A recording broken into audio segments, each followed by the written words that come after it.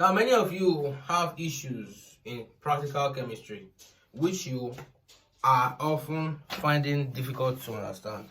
So that's why I made this video for you guys to explain the theoretical background of practical chemistry so you can understand it better. Even though I know that the practical background of it is often important, but that is what you can do in your school, and also that's something we can be able to perform in your laboratories, less likely to be on a YouTube channel. So basically, we are going to start from the concept of separation techniques, because that is the concept that forms the background of practical chemistry. Now, chemistry practical takes about 50% of the marks in chemistry exam, and this is why you must at least half the time of your study must be focused on practicals. You must memorize, you must cram, you must anything you gotta do to make sure you understand the topic at the end of the day. So basically, there are different separation techniques which you need to understand. The reason why we are starting with separation techniques is because separation techniques are usually employed in most chemical reactions in your practicals in chemistry. So the first separation technique we're dealing with today is filtration. So filtration is basically the process of using a filter paper. So basically, if it is used to separate a mixture of insoluble solid from a solution of liquid. So I'm using a porous material like a filter paper. So in this diagram, you can see the process by which you are getting the mixture. You are basically mixing it together, passing through the filter paper, and it is causing a residue at the bottom of that filter paper. Then it's passing through the conical flask and it's at the bottom. So that filtrate is the liquid that has been filtered from such a process. So another separation technique which we'll be discussing here is the process of evaporation. So an evaporation is basically the process by which we can basically separate solid from liquid. So in this case, we are trying to save the solid and not the liquid, right? So for example, if you have a solution of salt in water, all you can do is you just need to heat it till it dries using an evaporation setup, and this is the evaporation setup that is used. It is displayed on the screen here. The evaporation setup that is here is basically used to separate all kind of solids from liquid, depending on one condition though. The solid must not be destroyed on heating. So for you to preserve the solid, you have to make use of if you want to preserve the solid, and also for other things, you have to make use of an evaporating dish, which is a special kind of dish in this diagram, and then you have the solution with wire gauge, with flame, with the triple stand, and the Bunsen burner. So at the end of the day, this whole setup, it works together to kind of make sure that we are able to evaporate such a liquid from its solution. Another separation technique we're talking about here is distillation. So distillation is basically a kind of separation technique that involves process by which you are able to use your setup. It is the process of separation of mixtures by evaporation and condensation.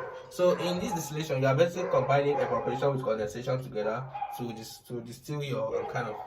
But in this case, you are trying to save the liquid, not the solid. So distillation, you are trying to distill the liquid. You are saving the liquid from the solid. Now in this case, you can see this setup. You have your flask.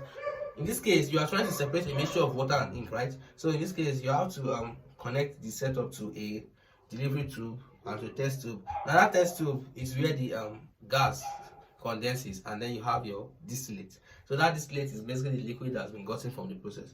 Then the fourth separation technique we're talking about here today is your fractional distillation. So when we talk about fractional distillation is a kind of process by which you are able to separate two or more miscible liquids with close boiling points. So basically, fractional distillation is very useful when their boiling points are rather close. But then distillation is used when you have just like two liquids and their boiling point is at least 10 degrees Celsius apart. So but fractional distillation is a more efficient, effective, and fine-tuned process. So in this case, you can see that it's just like your distillation process, but the only difference is that you have introduced a fractionating column. So I can't find it here, but actually it's actually there. Then you introduce the condenser. That condenser, it is a Liebig condenser, and it's cooled by water circulating water in its outer jacket. Then at the end of the day, you have your distillate in a conical flask gotten from there. So basically that's basically the concept of distillation in that manner. So we have another separation technique known as sublimation. When we talk about sublimation is basically a process by which we can some solids, when they are heated and changed into gases, directly without passing through the liquid state. So in the case of sublimation, you are changing directly from solid to gas stage without passing through the intermediate liquid state, and it is quite a snappy stage. It occurs with substances like naphthalene, ammonium salts.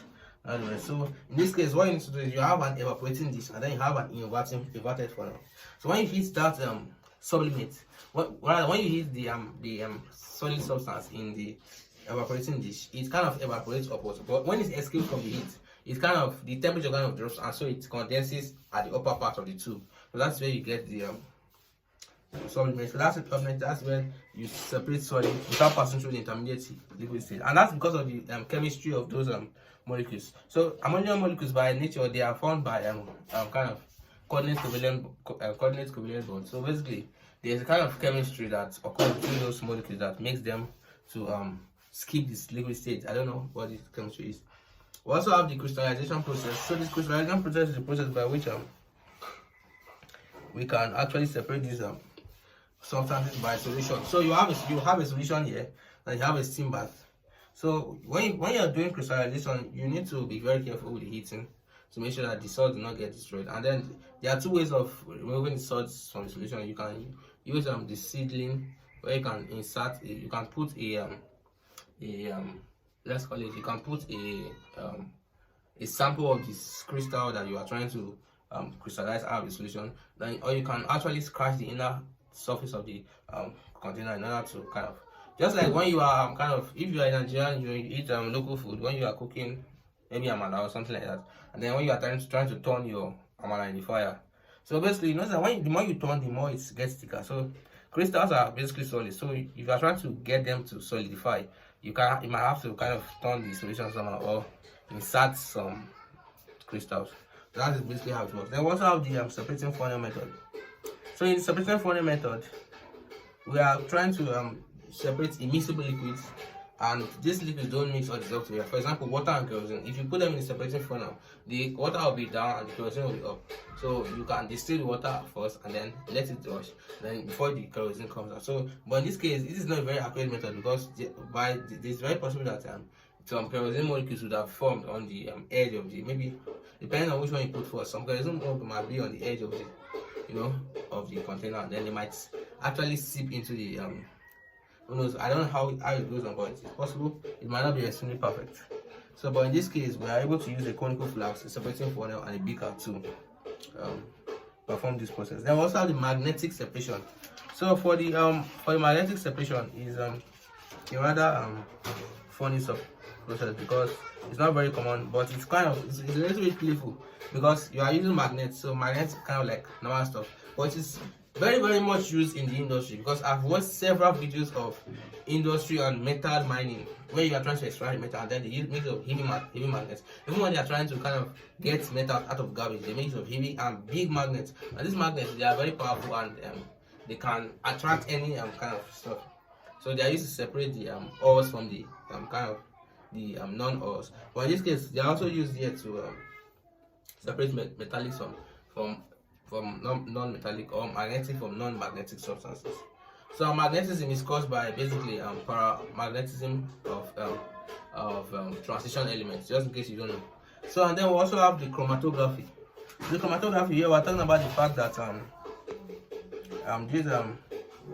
this is a method of separating soluble complex mixtures into their different components by taking advantage of their different rates of movement in the solvent over an absorbent medium. So in this case, you are taking advantage of the different rates of movement. So in this case, you are trying to separate substances from a solute or from a solvent depending on their rate of mixture. So how miscible are they with that? So, and that is simply the process of precipitation. So they are similar to the process of precipitation somehow.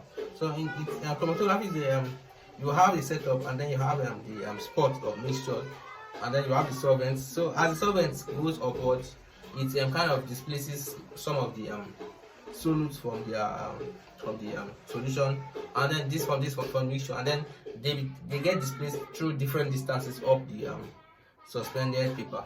That is paper chromatography. But there are other methods like gas chromatography and all the rest.